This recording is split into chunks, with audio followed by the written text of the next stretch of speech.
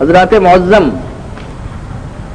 پچھلے جمعوں سے یہ گفتگو چل رہی ہے کہ اسلام نے انسان کے دنیا اور آخرت سے رشتوں کی کون سی نوعیت اور کیفیت بتائی ہے کہ صحیح ہے اور کون سی نوعیت اور کیفیت غلط ہے۔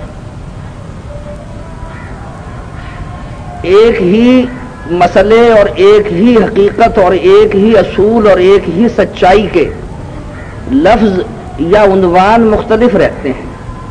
لفظ اور عنوان بدلنے سے حقیقت نہیں بدل جاتی ہے۔ ساری بحثیں بس ایک بنیاد رکھتی ہیں کہ حقیقت کیا ہے اور صورت کیا ہے، اشکال کیا ہے اور معانی کیا ہے۔ جو کچھ نظر آ رہا ہے سب کچھ وہی ہے یا جو نظر نہیں آ رہا اصل حقیقت وہ ہے۔ ہم صورتوں کے گرفتار لوگ صورتوں کو آخری حقیقت سمجھ لیتے ہیں۔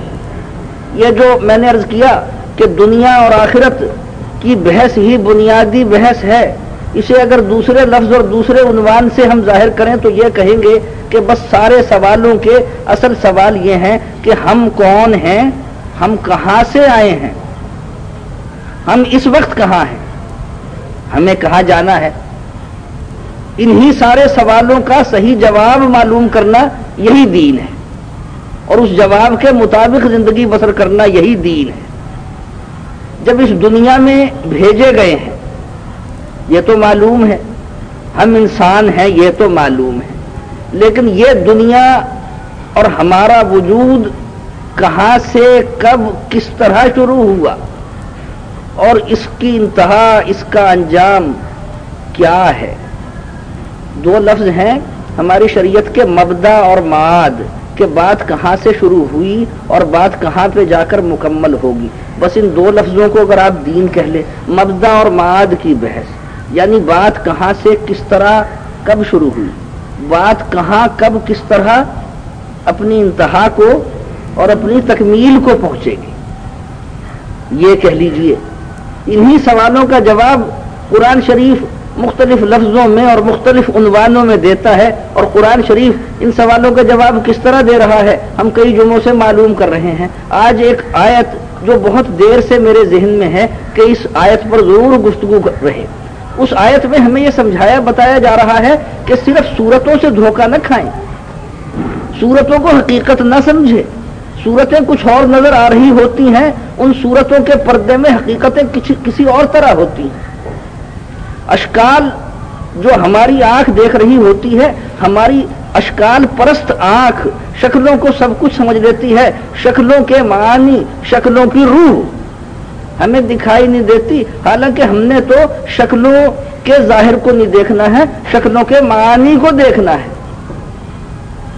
ظاہر کے اندر رہتے ہوئے یہ دنیا التباس کی دنیا ہے، یعنی ایک چیز پر کسی اور چیز کے ہونے کا دھوکہ ہو جاتا ہے۔ اسی التباس کے دھوکوں میں نہیں آنا، یہ دھوکوں میں نہ آنا آپ دین کہہ لیں، پورے شعور کے ساتھ اور آگہی کے ساتھ اور عرفان کے ساتھ بات کو سمجھے ہوئے ہونے کی قلبی کیفیت کے ساتھ اور اپنے اعمال کو اس قلبی کیفیت کے ساتھ مربوط کرنے کو دین کہتے ہیں۔ جب ہم باتوں کو سمجھ گئے اور پا گئے، پوری بصیرت سے چل رہے ہیں۔ حق تعالیٰ یہ جو آیت اب پڑھی یہ منافقین کے بارے میں ہے۔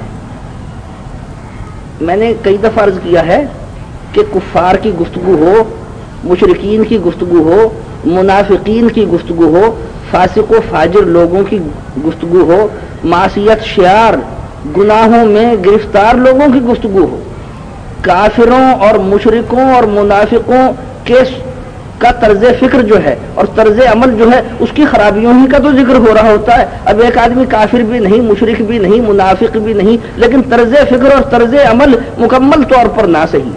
قانونی طور پر کافر مشرک منافق نہیں ہوگا، لیکن کافر مشرک منافق سے مماثلت رکھنے والی سوچ ہے اور مماثلت رکھنے والا طرز احساس ہے، اور مماثلت اور مشابہت رکھنے والا طرز عمل ہے تو پھر ہمیں اس سے ڈرنا تو چاہیے کہ ہم کافر بھی نہیں لیکن طرز فکر اور طرز احساس کافرانہ ہے، ہم مشرک بھی نہیں لیکن طرز فکر اور طرز احساس مشرکانہ ہے، ہم منافق نہیں ہیں۔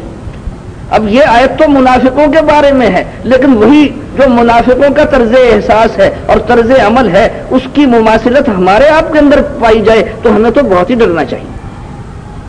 یہ منافقین کے بارے میں آیت ہے وَإِذَا رَأَيْتَهُمْ تُعْجِبْكَ أَجْسَامُهُمْ کہ یہ منافقین کو جب آپ دیکھیں گے تو ان کے جو تن و توش ہیں، ان کا جو ڈیل ڈول ہے، ان کے اجسام ہیں، ان کے قد و قامت ہیں، ان کے جسے جو ہیں وہ آپ کو بڑے ہی دل فریب نظر آئیں گے۔ یہ بڑے سجیلے، خوبصورت، بہت صاف ستھرے، نفیس، نستعلیق، عمدہ، بڑھیا انسان نظر آتے ہیں۔ دیکھنے میں تو کوئی خرابی اور کوتاہی اور جرم ان کے اندر نظر، بڑی پاک، بڑی شان و شوکت والے، بڑی ستوت و حشمت والے سراپا رکھتے ہیں، سر سے پاؤں تک بالکل یہ گویا ترشے ہوئے مجسمے ہیں۔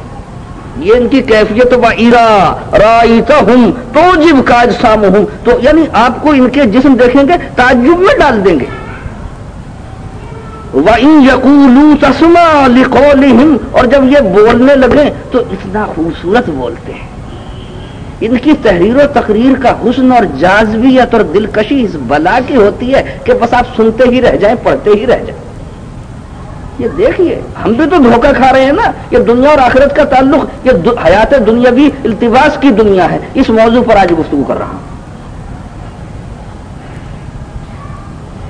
اس میں حقیقی عزت اور التباس والی عزت، حقیقی اقتدار اور التباس والا اقتدار، حقیقی سلطنت اور التباس والی سلطنت کا فرق ہی تو معلوم کرنا ہے۔ یہی تو دنیا کے دنیا ہونے کا شعور اور آخرت کے آخرت ہونے کا شعور ہے۔ بڑی قوت سے اور وضاحت سے عرض کر چکا ہوں کہ جب دنیا میں بھیجے گئے ہیں تو دنیا کی ایک بھی چیز اور ایک بھی بات اور ایک بھی کام چھوڑنا تو ہے ہی نہیں۔ اختیار کریں گے تو اختیار کے بعد ہی تو ہماری آزمائش ہوگی کہ اختیار کرنے کے باوجود یہ صحیح اور سچے اور پورے رہے کہ نہیں رہے۔ التباس میں چھوڑنے کے بعد اگر آپ التباس میں نہیں آئے پھر یہ کیا لیاقت قابلیت کی بات ہے؟ اس پر کیا جزا اور انعام ہے؟ پوری طرح اختیار کر کے پوری طرح برت کے دنیا کو چلنا ہے بلا خوف و خطر۔ میں نے عرض کر دیا کہ دنیا کی ہر چیز اور ہر بات اور ہر کام، فرق تو حلال اور حرام کا ہے، فرق تو جائز اور ناجائز کا ہے، اور جائز اور ناجائز کے بعد کیا فرق ہے؟ جس چیز کو اختیار کیا وہ زیادہ محبوب ہے یا اس سے کچھ اور زیادہ محبوب ہے، اہمیت کا فرق ہے۔ حب دنیا منع نہیں ہے، کسب دنیا کا تو حکم ہے۔ ایک دنیا محمود دنیا ہے اور وہ فرض ہے، اور وہ فرض ہے، اس دنیا کا چھوڑنا گناہ ہے، اس دنیا کا چھوڑنا غیر اسلامی ہے، اور جب وہ گناہ ہے اور غیر اسلامی ہے تو خدا کا ناپسندیدہ ہے۔ ایک مذموم دنیا ہے، ناپسندیدہ دنیا، اس کا چھوڑنا فرض ہے، اس کا اختیار کرنا گناہ ہے۔ ایک مباح دنیا ہے، یعنی نہ اس کا اختیار کرنا فرض ہے نہ کوئی نیکی ہے، لیکن اختیار کر لیں تو منع نہیں، اسے چھوڑ بھی دے تو کوئی گناہ نہیں کیا۔ محمود دنیا اور مذموم دنیا اور مباح دنیا، یہ تین طرح کی دنیا ہے۔ ان تین طرح کی دنیاؤں میں بھی التباس ہو جاتا ہے۔ مذموم کو محمود سمجھ لیتے ہیں، محمود کو مذموم سمجھ لیتے ہیں، مذموم کو مباح سمجھ لیتے ہیں، مباح کو مذموم سمجھ لیتے ہیں۔ یہ ہماری نافہمی ہے۔ اسلام قلبی اور عملی نافہمیوں کے دور کرنے کا ایک نظام ہے۔ یہ میں نے کیا عرض کیا؟ وَإِذَا رَأَيْتَهُمْ تُعْجِبْكَ أَجْسَامُهُمْ کہ جب آپ ان کو دیکھیں تو ان کے سراپا، ان کے قد و قامت، ان کا ڈیل ڈول اور ان کا تن و توش جو ہے تو میں تعجب میں حیران ہو کے دیکھتے رہیں گے کہ کیسے سجیرے لوگ ہیں، کیسے دلکش اور دل فریب جامع زیب لوگ ہیں، کیسے خوش پوشاک ہیں، کیسے خوش پیکرو، خوش پیرہنو، خوش رخو، خوش خو یہ لوگ ہیں، کیا ان کا حسن و جمال ہے۔ ایسے بڑے عبداللہ بن ابی کا اور ان کے ساتھیوں کا ذکر ہو رہا، بڑے اونچے قد و قامت کا آدمی تھا، اس کے ساتھی بھی اس معاشرے کے رؤسا عمرا، بڑی شان و شوکت والے، یعنی جسے آج کل ہم کہتے ہیں کہ ان میں سے ایک روشنیاں، ظاہر داریوں کی روشنیاں، ظاہری دل فریبیوں اور حسن و جمال اور خوش پوشاکیوں اور خوش خوراکیوں کے جلوے ان میں سے چمکتے تھے اور جھلکتے تھے. اور وَإِن يَقُولُوا تَسْمَعْ لِقَوْلِهِمْ، اور اگر وہ آج بھی وہ خطیب ہیں اور وہ ادیب ہیں، وہ مقرر ہیں اور وہ مصنف ہیں کہ ان کا سراپا بھی بڑے کلچرڈ اور بڑے سوفسٹیکیٹڈ، بڑے سیویلائزڈ، یہ جو لفظ ہیں انگریزی کے وہ امر مجبوری بولنے پڑے، بڑے مہذب، بڑے نستعلیق، بڑے سلجھے ہوئے، بڑے نفیس، بڑے بلند ذوق جمال رکھنے والے، گفتگو میں بھی بڑے نرم کلام، بڑے میٹھے بول والے. کوئی ایک سچا کھرا آدمی ذرا اونچی آواز میں بول پڑے تو وہ تو خلاف تہذیب ہو گیا. وہ صورت تہذیب ہے، حقیقت تہذیب نہیں ہے. وہ صورت اخلاق ہے، حقیقت اخلاق نہیں ہے. فیصلہ تو حقیقتوں سے ہوگا اور معانی سے ہوگا.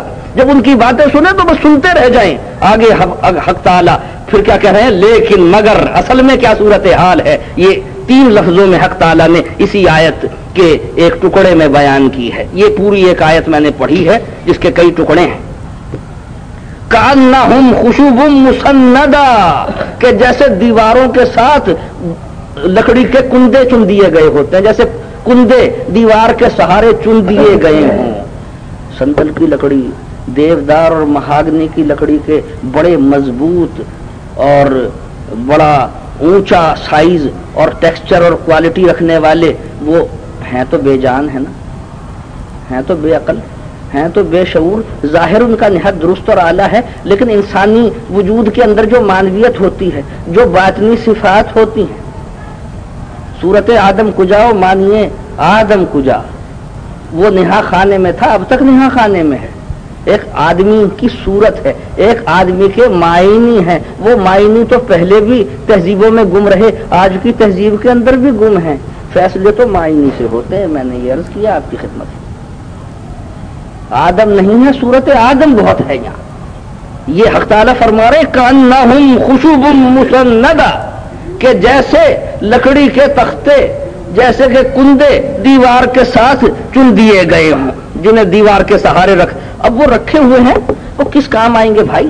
اگر وہ وہیں کے وہیں دیوار کے ساتھ لگے، اپنی مہاگنی ہونے کی شان میں اور اپنے دیودار ہونے کی شان میں اور اپنی سندل ہونے کی شان میں وہ بے جان بے شعور رہیں، ان کا دروازہ بھی نہ بنے، ان کی کھڑکی بھی نہ بنے، ان کا فرنیچر بھی نہ بنے.